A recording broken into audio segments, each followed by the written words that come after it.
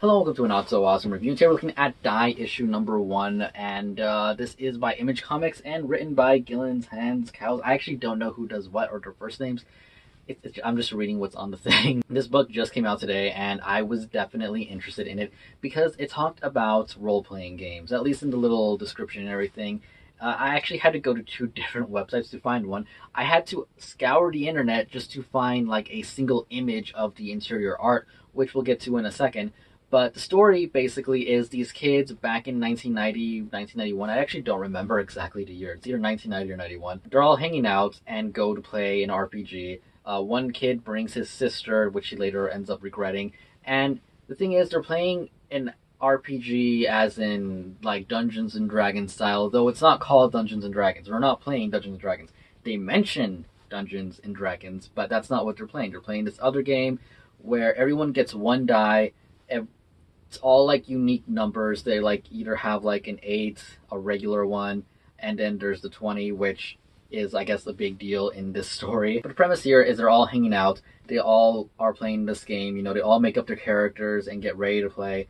And something happens, and we find out pretty soon. This isn't a spoiler. I just want to put that out there, but some people might consider it a spoiler, so just be warned. We find out almost right away that after they were playing this, they have disappeared for 2 years. And when they reappear, one of them's missing, one of them is like injured, and nobody in that group will talk about what happened. And nobody will say anything. When people ask, they say, I can't tell you, whatever. They don't want to talk about what happened there. At least that's what we're led to believe until around the end of the comic book. So they reappear, and then we get another flash forward to 25 years later, and the D20 die gets delivered to one of the main characters, and they all reunite to try and figure out what to do with it, and the story progresses from there. This is going to be a slight fantasy-esque story because of the way it ends, and it's not a big surprise. So again, this is going to be spoilers, but I feel like I can't talk about this issue number 1 without there being spoilers, especially since it's going to be a main thing of the series.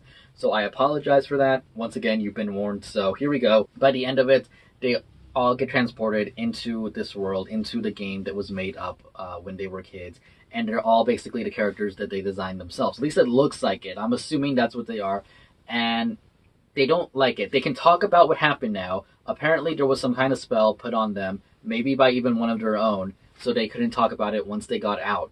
But they start talking about, the world and everything. They don't want to be there. They're kind of freaking out a little bit. They're wondering if their friend could still be alive because I guess they abandoned him or something happened while they were in there. And it's definitely interesting. I want to see where it's going to go from here.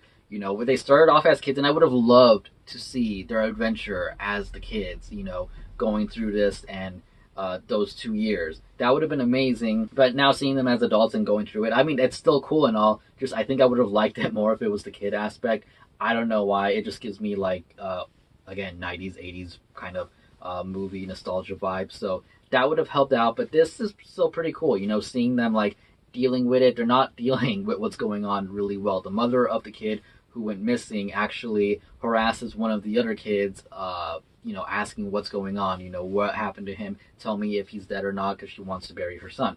But yeah, it's definitely an interesting series. It's written well, but not great. The only thing I don't like is the inner narration of the main character here, because he will over explain a little bit. Like they're like, say 2 characters having a conversation, he says something and then it says under it, I deflect. Like, we know he's deflecting words back at her. He knows he's trying to we as the reader know that he is talking to her in a certain manner. Now, maybe not everybody is going to be like that, insightful, and be like, oh, he's just saying that for this reason, or he's just trying to relate or whatever. So that's why they put that in there for the inner monologue. But I didn't like it. I don't like it. It just feels like a little bit over redundant to have that much of the inner monologue for that character going on. But it's not a bad inner monologue. We do get a pretty good explanation. Though there was one character that they kept mentioning the name of that took me a while to figure out who it was. And I'm still not even 100% sure that I'm thinking the character is that character, because there's a good number of them. We do get introduced to all of them one by one, including the sister.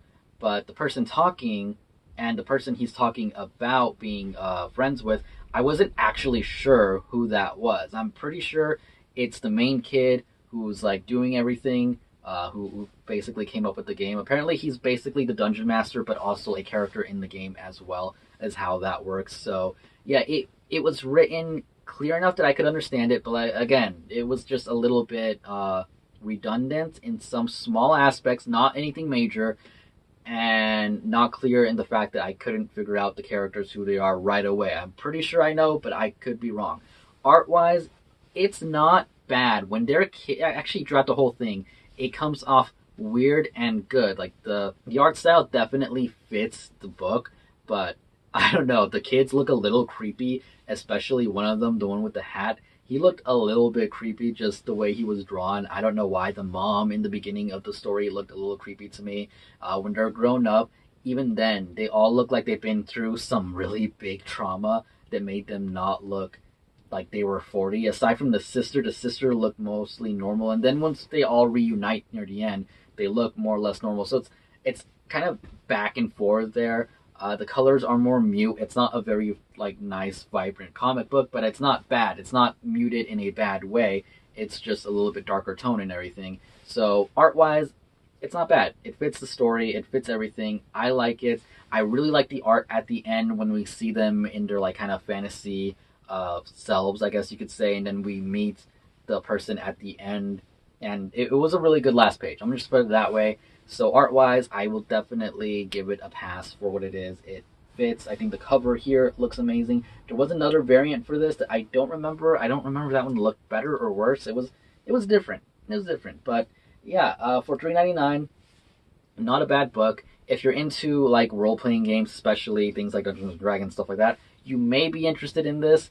It may be something you want to read if you're interested in just video game RPGs in general. You may be interested, or if you're interested in fantasy, again, you may be interested in this. So I will definitely pick up the next issue to see where it's going. I liked it. I think it is an interesting comic book. I think it's an interesting concept to see. Though, again, I do wish that we had just gotten to see them as the kids go through it, or even have flashbacks, but I guess they could bring that into the next issue. Though, flashbacks in comic books isn't the easiest thing to do, and the reason I'm saying this is because of that Marvel Now, what was it, Avengers run? Was it regular Avengers where they kept going back and forth? Yeah, that thing was a mess. So as long as they do it right, I think it'll be good. But yeah, I wouldn't mind seeing them as kids going through that adventure at the same time as adults reliving it or whatever is going to happen next. Yeah, so if you guys read it, picked it up, let me know what you thought. I really have nothing else to say here other than it was definitely a decent read. I went through it pretty fast. I didn't stop to take any breaks, which is a good thing. Usually if a comic book bores me or whatever, I will stop and take breaks, and that kind of shows me, okay, yeah, I'm not as interested because I'm not reading through this as fast of a pace as I normally would if I was like kind of excited and really into it. It'd be nonstop. This, yeah, again, it was nonstop. It was good. There's some more writings in the back that I didn't read. I think it's just like stuff the author wrote and stuff, but I'll get to that eventually. Anyways, that is my review for Die issue number 1. Hope you guys enjoyed it. Again, let me know your thoughts on it, and I will see you all later. Thank you for watching. Goodbye.